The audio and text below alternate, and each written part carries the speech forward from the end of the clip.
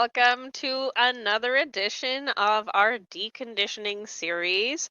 If you are joining us again, you can't get enough of all the different ways you can start deconditioning and living your experiment. So, we are bringing you a not so well known way of deconditioning today, which is cutting edge and new and exciting, and we just can't wait for you to hear about it.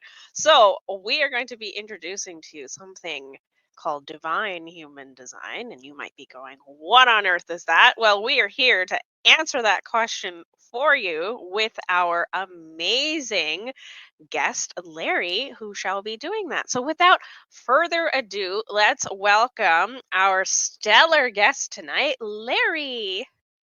Listen, that's a lot to live up to right there. That's that's good stuff. Do it again. Gosh, that was great.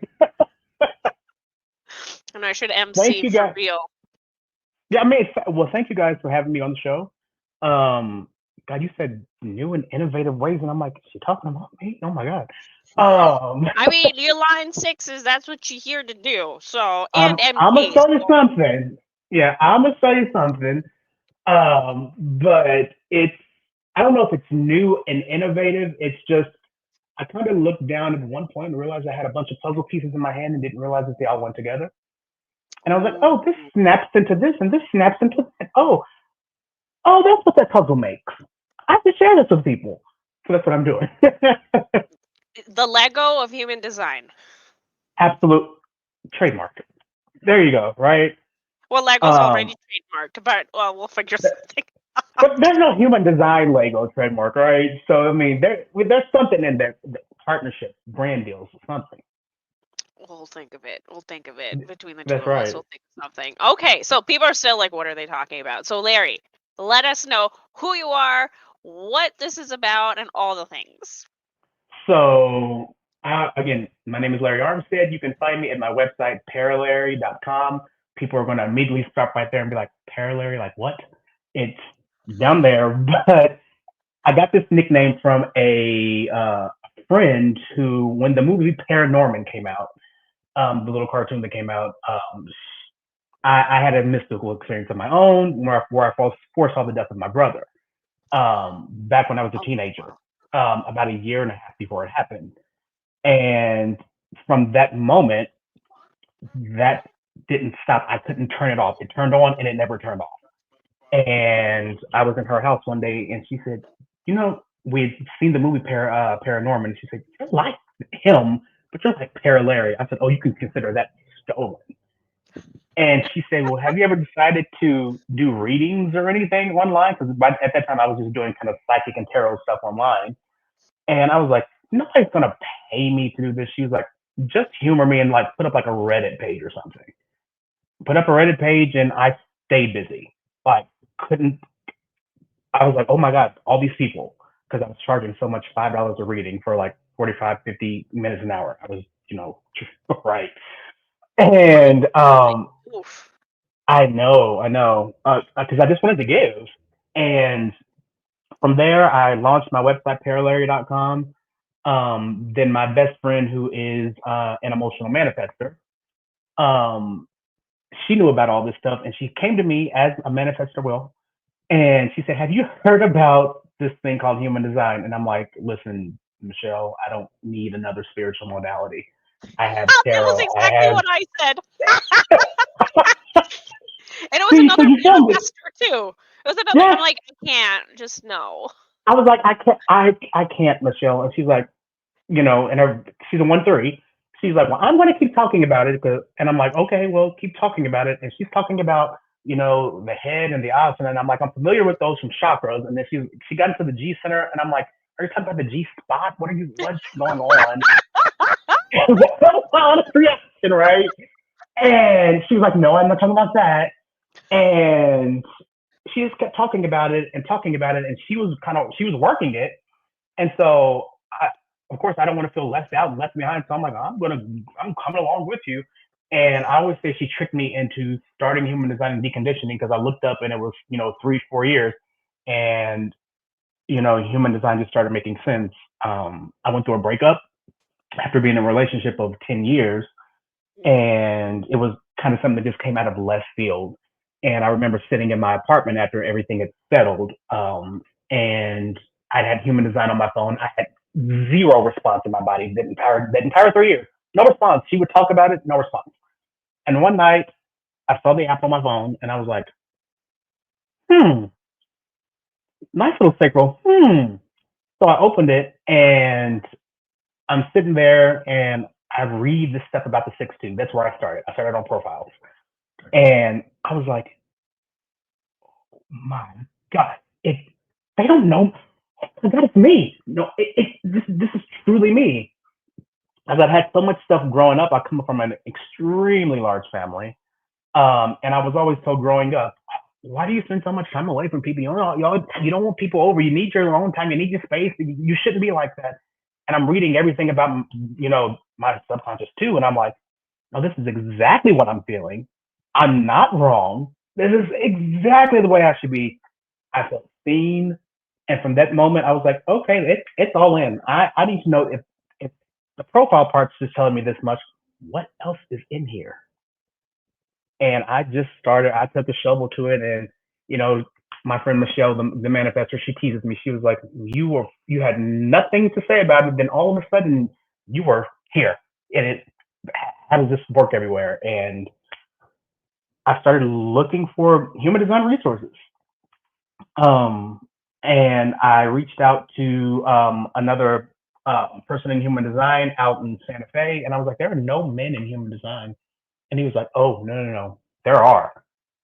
And he invited me to come speak on divine human design at Santa Fe. And I was like, wait, you want me to speak on divine human design in Santa Fe? And he was like, well, yeah, you've had your mystical experience.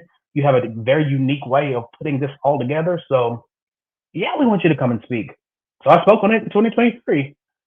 And from there, it's just been a thing that I've just been giving out and pouring into people, and it's transforming lives. But what is So that, so what is divine human design? So divine human design, um, my line one's so I, like not good enough answer to Larry. tell, You need to tell me just give more, me the Larry. foundations. So for me, so again, I have a lot of mystical circuitry in my chart. And for me, the breakup was the catalyst, right? For me to number one dive into this arena of self love, but number two to bring all of the proponents of all my spiritual aspects and all the spiritual systems that I had mastered over the years into one big thing that I call divine human design. So when I'm looking at it, I was looking at a book called The Law of One. I don't Hmm. know if your viewers are familiar with it or if you're familiar with it, but the Law of One, it talks about hearing a voice, and the voice identifies itself as Ra. And I'm like, Ra, Ra, Ra. And then I asked myself, I was like, what if the voice that Ra Uruhu experienced, what if this voice has always been broadcasting and we're just picking it up at different intervals? And so I'd also been a person that's been a fan of A Course in Miracles. Hmm. And so that was another one of my systems. And so I went to the beginning of A Course in Miracles, and much like the voice told Ra about, no choice and everything, same thing happens in the beginning of A Course in Miracles. This is A Course in Miracles. You can take it when you want, but the course is not optional. Okay. And then there's also an experience with the voice in the Course in Miracles. Hmm. And then I look at the original tarot deck that came through before it's the Rider Waite tarot deck, the tarot Hmm. deck that was the original, just the major arcana. Happened with the voice, and I'm looking at all of this, and I'm like, these are puzzle pieces. I don't know how these go together, but there's something here. And of course, I'm still about 2, 3, 4 years into my experiment. And so the openness and my, osmosis trying to figure it out. And at one point I was just like, there's nothing to figure out, Larry. Just let it commingle. So I just let it commingle. And I just started putting all of these things together. Um, and from there, divine human design was born. So it came from a trauma. The Hmm. trauma led me back to self love, which led me back to spirituality, which put human design. with it all together, and it just all came together as this one unique system that I had found. There are 5 steps in this modality of divine human design to decondition. I was gonna say now you're And getting to the meat. yeah, That sounds like yeah, there, tantalizing precursor, and I'm like, give me the meat, Larry. yeah. So there are 5 different steps that I have discovered, at least for me and in my experience, that happen when someone deconditions. So what I always tell people when they start my process, especially with deconditioning, is this: it's like going to the gym. You're going to be sore. It's going to suck. You're not going to want to do it. And you might even look in the mirror after a couple years and you're like, this is it.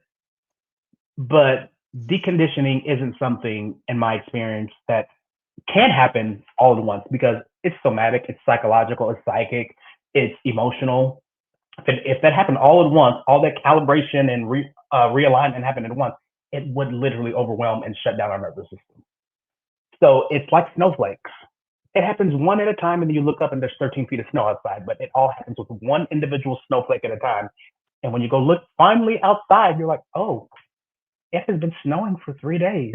In the case of, deconditioning, it's, oh my gosh, I've been doing this for 4 years. Oh my God, I didn't realize I had changed this way. And I mean, you want me to jump into the meat of it? I thought this was the meat, but yes, Oh, well, keep no, going. we're getting the meat. So the first step that I found, the first step that I found in your deconditioning journey is awareness. And that's simply what HD is. It is your tool for awareness.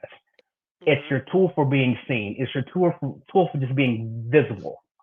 And it's also the tool, if you look at your energy centers, that these energy centers have a vibration and they have a voice and they are sneaky. And they're like these little echo chambers. And if you look at what they're actually saying, so I have a completely open head, I have an undefined ajna, I have a completely wide open ego. Nothing even pointing at my ego. So God bless it. Right? Just God like a bless it. lonely little island. Yes. And so for me, it was about learning to not only be aware, but master the things that those things are saying. So when I was first told by Rob when I was watching some of his videos, you have an open head, you're never going to have an original idea in your life. I'm like, Yes. excuse your mouth. Excuse, don't Rob, don't do this. And it came down to the odds, and it was like, well, it wants to be certain, it wants to figure out, and it wants to be sure. And I'm like, that was the one that really threw me off kilter because growing up, my mom, for example, her chart, every energy center is defined except for her throat. Oh, wait a minute. Everything. So it's like 8 centers. What's her definition? 3-5. No, that's her No, profile no, definition. no, sorry, she's triple split. Triple split. No, because I'm Yeah, looking for a quad splits. I'm like, do you know a no, she's quad triple. split?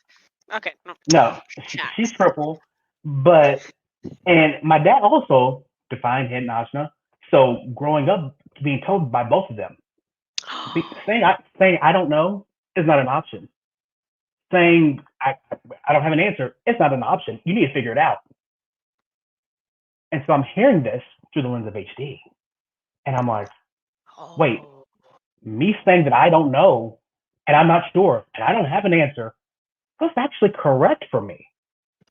But I was being told, oh, no, no, you go in this direction. That's not correct for you. Find an answer. If you don't know it, sit there. And I mean, literally, I would have to sit there until I found an answer. I You couldn't just come home from reminded me school. of the book. Sorry to interrupt. You know No, the book by Marie Forleo, Everything is Figureoutable? yeah, So I'm like, well, she had defined Dajna, because then that would make sense. yes, yes.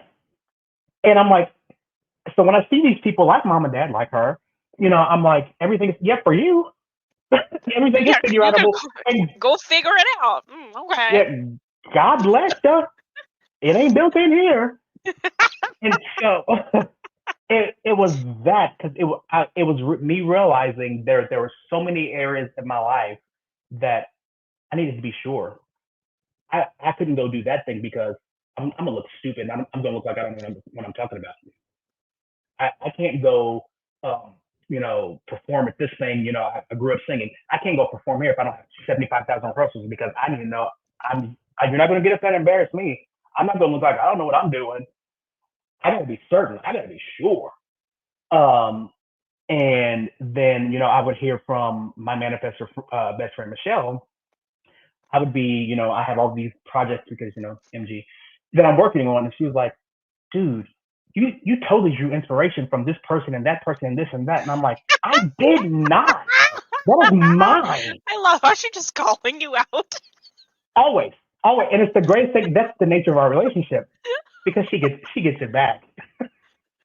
Um, and she's like, total dude, I'm like, she's like, even the title of that book that you were thinking about writing, part of that it came from, I'm like, it did, oh shit, it. And that's the big thing that I started realizing, like, it's showing up everywhere. And then we come down to that ego thing, and that's where it really got. I call that like this reverberating echo chamber because I feel like it echoes in every center, whether it's defined or undefined.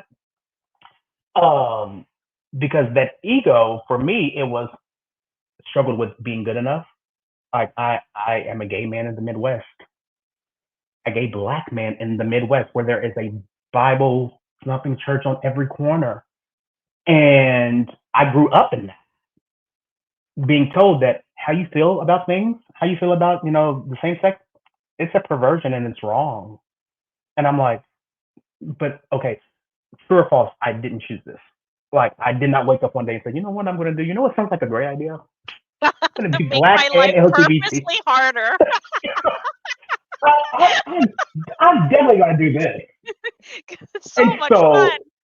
so, give me more, right? So I'm hearing all Like, that, I and relate. I relate. you see what I mean, right? And so I'm hearing all of this, and then I'm thinking, okay, I'm hearing like I grew up in a family of singers. I'm a great singer. And I'm like, well, but they're better than me. I'm not good enough to go up and sing with them. I'm not good enough to do that. I can never do what they do.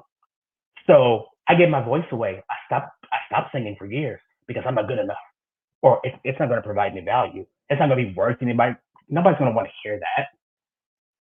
And then it was, oh, well, just try to prove yourself by showing how smart you are and showing how intelligent you are. Prove yourself in other ways. And I look up and I have all of this trauma sitting in front of me. And that's when Michelle actually enters my life. And we start. She was like, "Hey, do you want to read A Course in Miracles together?" This is her. This is pre-HD for her. I was like, "Let's do it." And we started reading, and then she found HD, and then she was like, "Dude, do you know you have trauma?" And I was like, "I don't have trauma." She was like, "Oh, but you do." For me, I thought trauma, was me losing my oldest brother. I thought That you were gonna that's say like trauma. me losing a limb, but yes, That, that's true. it's just, that's always the second thing I always say. But like losing an arm, being in a bad car wreck, I didn't realize that there were big T and little T traumas. Yeah, Ooh.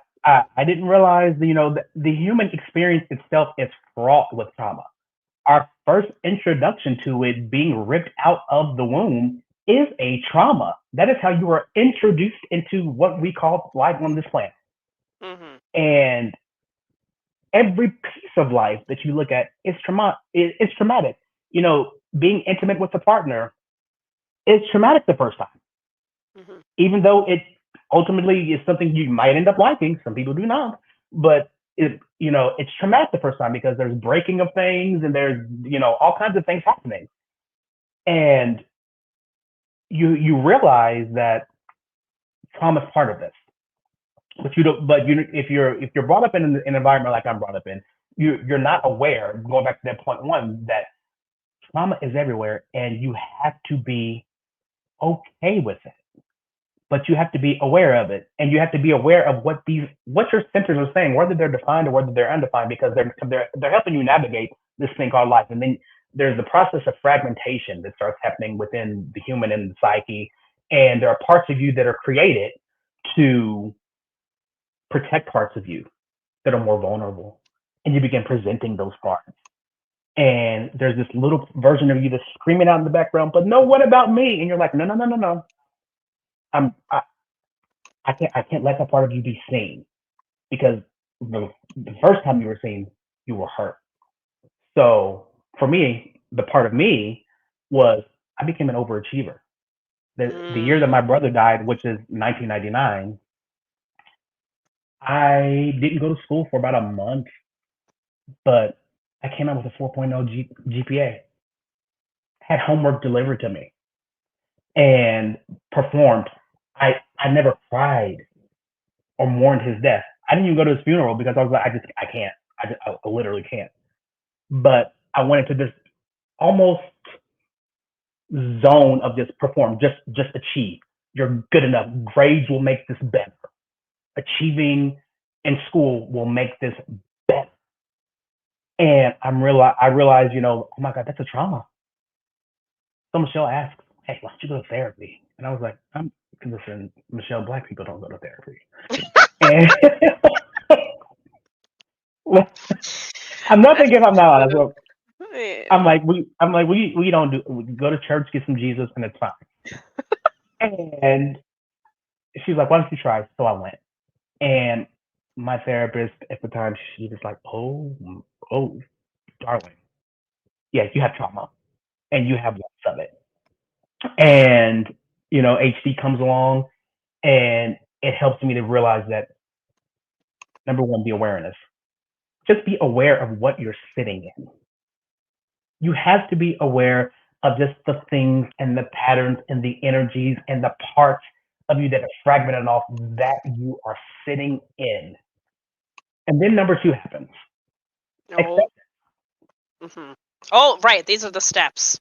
Yeah, these are steps. So then step not number two, but I mean, I guess you could say that because I just like it's I just had not a it's not a pleasant situation. So I guess it is a number two, right? I know. I was just like, and now I went to the bathroom. What? Okay, right. Steps. What was step Step one again? number So two. every no, what was step So one? So step one so step was one is just being is awareness, and that's what awareness, they like. right? Just know it's That's there, right? So know you what's told there, us that story. Hmm. and then step number two is acceptance. And this is the Right. hardest part because Rob famously said, human design is for the kids. What I see in the subtext of that is, well, they're all inner child stuff and all this inner child work in us. So HC is for that inner child part of you. It is to help heal that part of you. But you Ooh. have to accept what's there.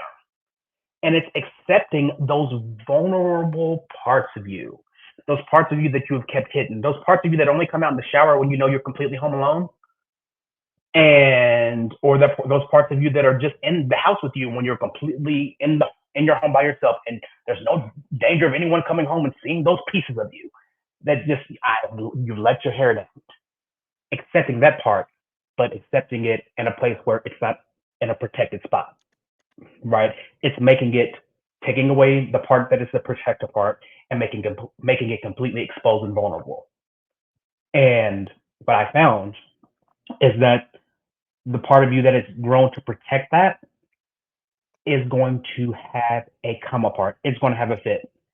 Um, the part of me that protects the little Larry side of me calls itself the bear, and it's big and it's towering, and I mean, it listens with fangs, and I mean, this is how I see it, in my mind's eye, and it doesn't want me anywhere near little Larry because it told me, well, I can't trust you with him because the last time I trusted you with him, look what happened. Mm. Oh gosh. So now I have to kind of earn the trust of that protector part, but also the littlest part of me, that inner child of me, he doesn't even know that I'm an adult. He's still trapped in Mm. the trauma that broke him off at 7 years old. Mm-hmm. So what did I do? I said, okay, well, okay, what can I do for you, little Larry? How can I accept you? And he said, well, I want to go to karate, and I'm like, Something I always wanted to do when I was little. But there were 8 of us in the house. We didn't have money for that. And so Mm. I took him around to every karate studio in our tri-state area. None of them felt like home, but I was an HC at that point. I'm like, one of these will give me and I walked into one, and one was immediately 5 minutes. This is home. This is it. This is it. And that part of me, that protective part of me, said, "I'm going to trust you with this. I'm going to trust you with this. Follow through, because if you don't follow through, you're not getting access to him." I was like, Mm. okay, I don't know what the follow through is. Like getting a black belt. Sorry, dude. I don't know what it is. And he's like, yeah, it's getting a black belt. So for 3 and some change of a year, religiously, I went and took him to karate when I didn't want to, when I was feeling under the weather. I went and earned that trust and accepted that part of me. And once little Larry saw that, oh my God, I can trust him, I was able to fully accept him, and there was integration happen. But then something else happens along the way. Step 3. There's a step, and I call these the 5 A's, by the way. Step 3 is admiration.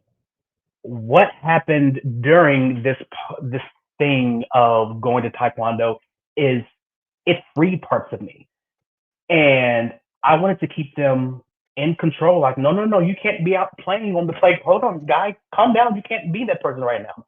So what it broke off for me in this admiration was, I don't. There's a book called Existential Kink by Carolyn Mhm. Elliott, and it's based on the principles of Jung's shadow work and all those things, right?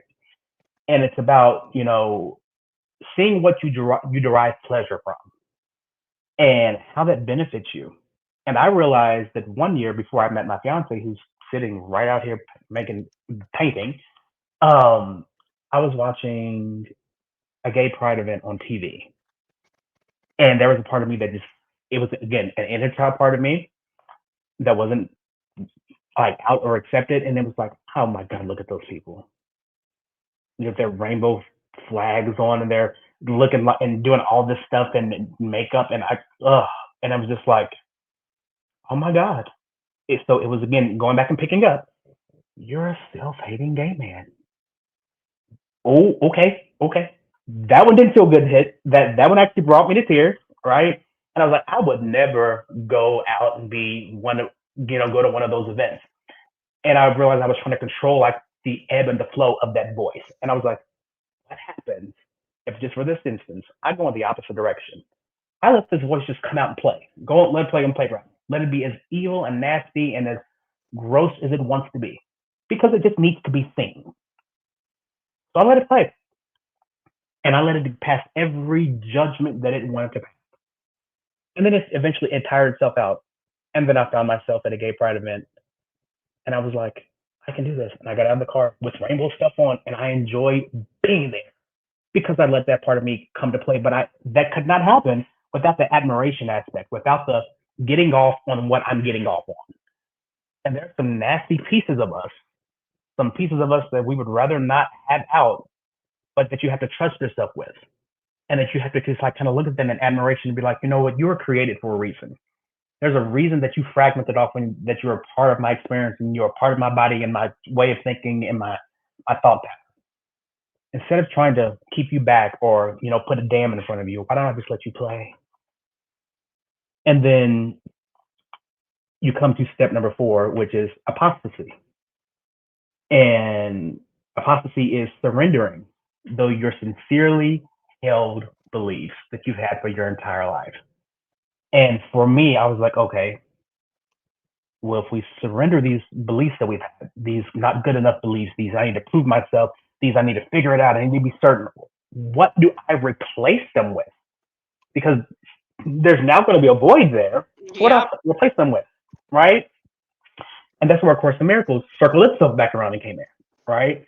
And it started with the workbook portion for A Course in Miracles. Nothing in this room means anything. I've given everything in this room the meaning that it has for me.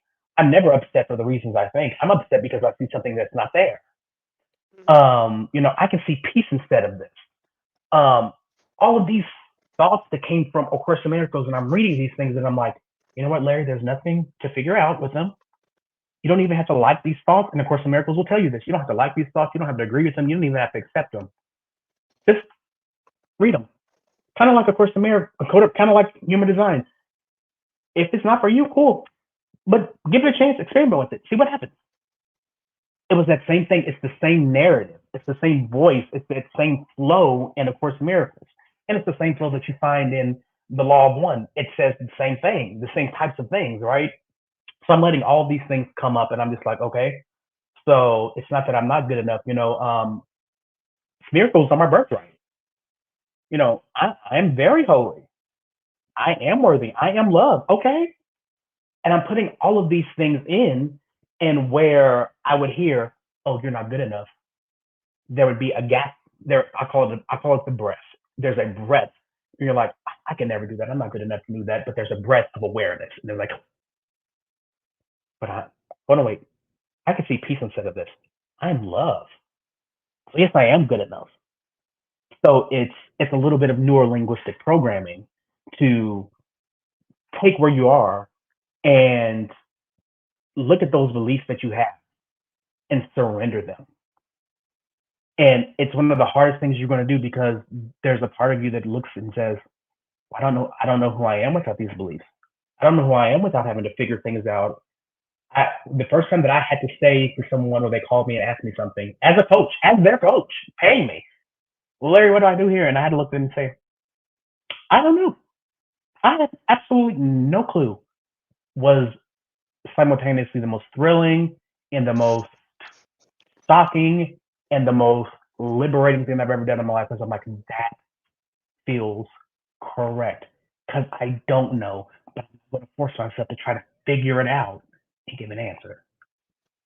So at that moment, that was a little piece of deconditioning, because people don't realize that deconditioning is happening in these little gym steps, right? You go to the gym every single day and you don't see the changes in you, but other people see the changes in you, right?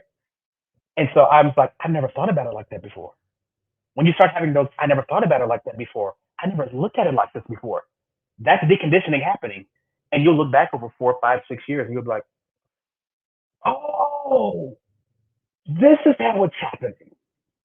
And then step 5, there's adjustment. There comes this level off period, and everything you're like, I have done the work. You feel you're like, I've done the work. I, I'm healed. I'm realigned. I am good. And you like, you're beating on your chest and you're like, yes, I got this. And then the waveform collapses on itself, and you begin your second phase of deconditioning. And it happens all over again. Awareness, acceptance, admiration, apostasy, adjustment. And then and then the waveform collapses again. And it just keeps going. But each time, I call it emotional and somatic archaeology, because it's like you are digging. You are digging and you are finding something new every single time.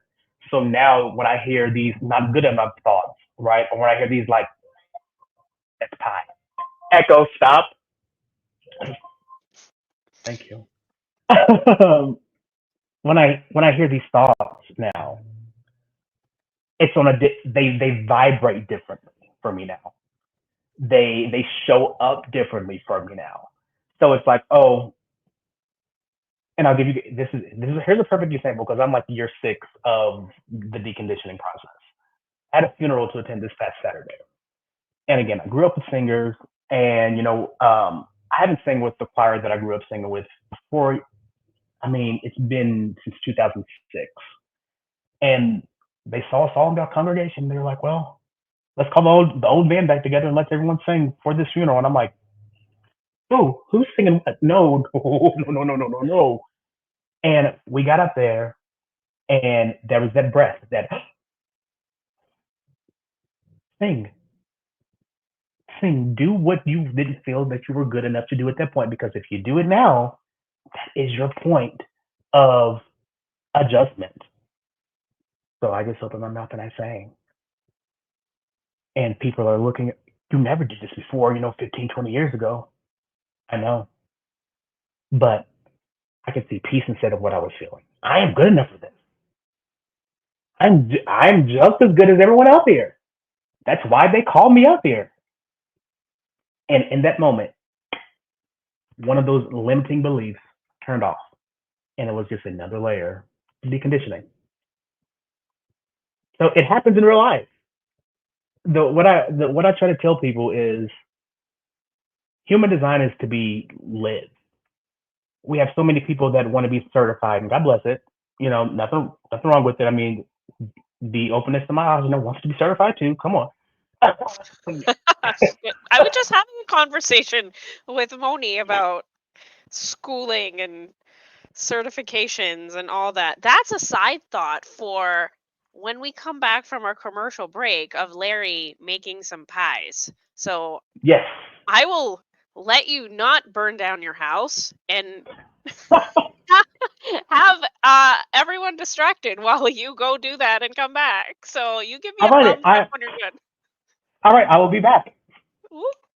All right. So, friends, I hope you've been enjoying Larry and I's very uh, illuminating conversation about deconditioning and human design and his particular methodology on doing it.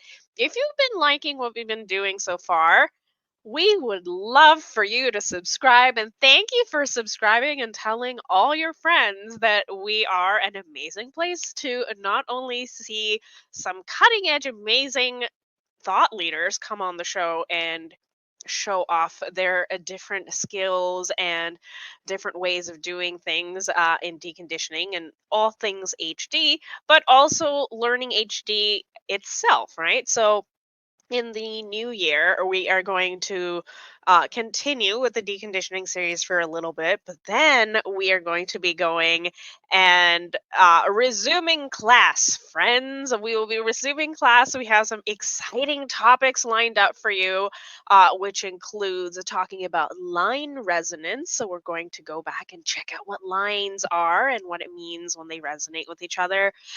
Open centers, which Larry has been talking about in quite some detail and what that means. And even looking at the third topic, which my open head has completely forgot. We were talking about that today and now it's gone. So you'll just have to stay tuned to figure out what that was. So now our commercial break is over. So go tell your friends about our channel. We love you, and back to our regular programming. So, in case everyone out there is curious, the pies are not done yet, but they're looking good. There you go. Amazing. Um, Okay, so back to so you explain the steps. Now, and you have explained in quite some 6'2" fashion detail what it's like to have your own experience doing divine human design. But what I want to know is, how has this helped your clients, your people? What are some like aha breakthroughs that you've seen in people you've helped that you're like, yeah. the so I'll harken back to Natalie, who was a prior guest on the show. Oh, ooh, Yeah, those she was the tuning fork guest friends. If you can't remember names to practitioners, she was our lovely bio tuning guest.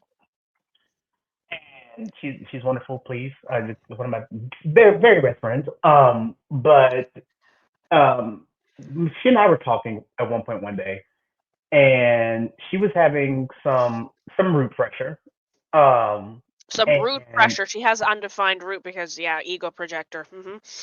yeah, and she was having some really big root pressure about just some expectations that she had set up for herself. And listen, I am the guy on expectations. I legitimately wrote a book about it before I knew what HD was. I literally wrote a book about using the power of expectation, right? And I said, Natalie, tell me what the things are. So she listed everything out, right?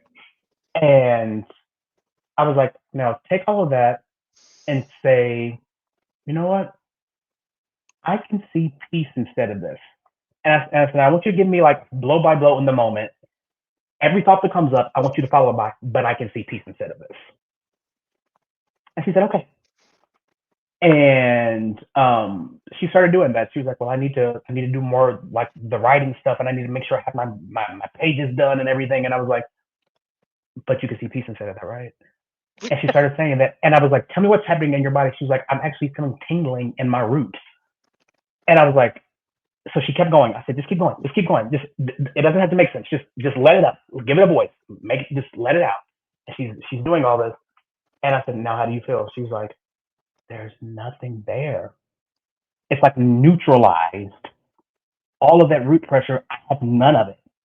And I'm like, and that is the power of knowing the vibration of what your centers are, Mhm. what they say, and recognizing like the resonance in your body, right? Because if you can recognize that, if you're aware of it, step one, right? Then you can do something about it. And I've had that happen when I presented at, the High Desert Human Design Conference. I had a line of people come up to me after and said, I was done with human design. This conference. This was it. And you brought this here in a way, and you brought the spiritual aspect into it, and you brought the emotional aspect into it, and you brought the psychic and the somatic aspect into it. And I feel incredibly seen. And it's the thing that for me was missing in HD. And then there are people that said, I never saw the connection between the voice in A Course in Miracles and the voice in human design, but it is the same vibration. It is the same voice. So, I had a client and a manifestor client, which was, I was really, when she came to me, coaching a manifestor, that's a different job. Number one. Hey, But, if you know there's some manifestor communities, one of them put out a thing on how you should be coaching manifestors because you do not coach them the way you coach other types. I'm like, and, wow, and wow. that is correct. I went there. I know her very well who runs that community. I talked to her. Oh, Yeah, I talked to her, and then I talked to my best friend Michelle, and I was like, "Michelle, how do you?" Because I want to make sure that I'm not telling the manifestor what to do, or stay in your lane. I know my lane. And I got some feedback from them, and I gave it to her in a way that was simply informational. yeah, like Um, suggestions. It's like, here's some options, like a menu. Take it or leave it, whatevs. in fact, I called it the manifestor menu. How Yeah, did I pick up on that? Open head magic. that's what we do. And I gave her those things, and she was having some issues with how she was brought up and her parents, and feeling like her dad never loved her. Mhm. And the only thing that I did is I overlaid the Course in Miracles on top of it. I said, "Give me the beliefs. Say the beliefs out loud." And she started saying the beliefs out loud. And we just hit around in A Course in Miracles. I said, "But what if your experience growing up with your dad not loving you, and it was a situation where her dad actually said that to her? I don't." I said, "What if that was your experience? So when you had kids, you knew what not to do, and you knew to be a better kid, and you could embody the love that you didn't receive." And when I tell you, it was waterfall. And she was like, "How do you do this?" And I was like, again, open eyes. I don't know. I don't know how I do this. I'm like, this is some line to BS. I don't Yes, know, I just do. uh, like, leave it to line two to see the spiritual and everything, right? We will find the spiritual wherever it's parked. And I'm just like, it just worked. And you don't have to believe. That's the beauty of like the stuff in the Course of Miracles. It's not asking you to believe. It's like human design in that way. For you to believe it, just throw it on there. Say the limiting belief out loud and replace it with something. And once you do that, it is just, you see these chains is breaking off people. So those are a few success stories. I am just titillated. Fabulous. So I guess one of the things I want you to tell me is, of course, when you first came up with this concept, what were some misconceptions that you need to debunk that people are like? You trying to, go against Ra's word? Like, what are the main like objections that you had to, you know, clarify? Yeah. For okay, so be careful here. I had to have I the was same gonna be question. like, remember PG-13? Well, it's not PG-13. even that. It's the way that I had to take care when I was in the High Desert Human Design Conference because I was like, they're going to be some traditionalists here, and I'm I going to call say them some things. purists. Yes. Oh my gosh. Yes. And And I'm like, you line 6, you here to, make things shiny and new. And everyone's like, oh, here's what's what I wrong with the old way? yeah. Like there's a line in Sister Act. We don't want no new way. The old way's fine with us. And I'm like, but it's not. So for me, here's what I told the people in Santa Fe. I said, even though Ra had his experience with the voice, his mystical experience, and it was everything that he experienced and described, we do also have to realize that Ra was subject to humanity because he's not exempt from human experience more than any one of us are. So there were things that came through his lenses, his biases, his worldview, all those things, right? So we can't take Ra's like word in totality and deify Ra. Ra is subject Mm, to the same human experience that we are. So I'm not here saying discount Ra, throw everything away, burn it to the ground. I am asking, however, for you to do some little archaeology and look at the subtext on the screen. Read the subtext, read the fine print, go a little bit deeper. Ra himself told you that he brought through what he was able to bring through before he left this planet. He brought through what his nervous system was able to tolerate. Does that mean that that's all there is?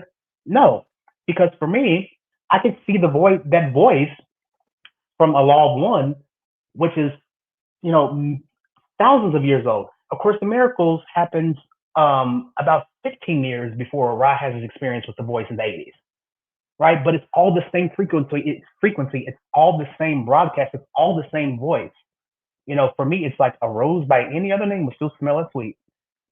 So put it all together. We have all of these pieces and all these fragments all over the place, and everyone's saying this is the right way. No, this is the right way. No, this is right. And for me, I'm like, what if it's all the right way?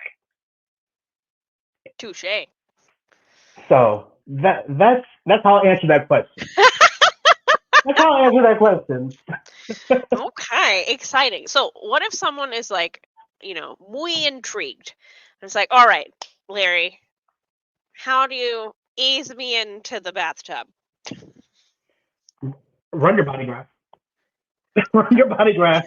Run your body graph. At least Let know your chart. yeah. Let's start there. Right.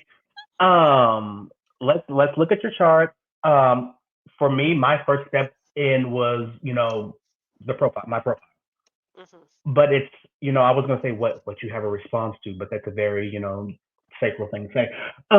But it's about what literally I will say respond to, but I'm not going to say respond to in that very human design way. It's about what draws your attention, what's getting to you. But you need to have your body graph up first and just see what is it about this that is resonating. What makes this me? Where do I see myself in here? Where can I find Okay. some awareness? That's your first step, and it doesn't have to be anything like pivotal or crazy or anything like that. It's just where do I see resonance? Hmm. Where does this make sense for me? Because that's awareness. That's enough for you to have a shovel and start digging.